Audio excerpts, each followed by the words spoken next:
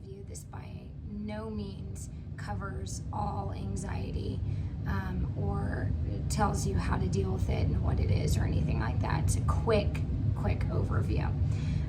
Performance anxiety can look different to different players. It can feel different to different players. And so one thing that I advise is get to know your anxiety. Understand what it feels like. For some players, it can feel like being tight in their tummy. For other players, it can feel like butterflies in there. For some players, it can feel like they're short of breath or like they're sweaty.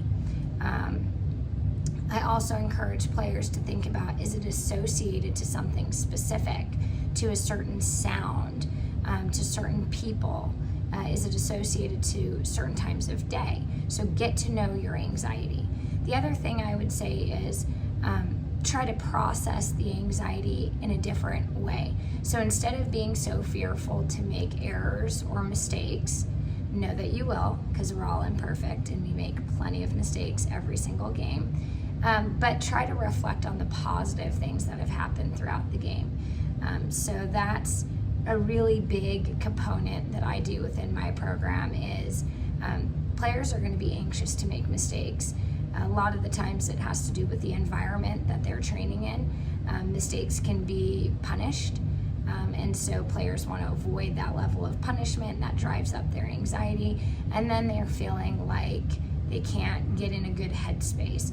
So my advice would be know that you're going to make mistakes and reflect on the positive things that have happened after the game.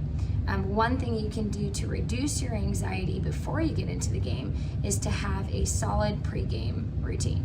So some players who experience overexcitement, they need slower, softer music to really calm those inner nerves. And then other players who lack energy or low energy individuals, they need fast, upbeat type rhythms to get them focused and in the right mindset. So I would say having a pre-game routine can really help players be more consistent in what they can expect going onto the field, and also kind of get them to focus on their routine rather than on the errors that they potentially might be making, even though they haven't even stepped onto the field yet.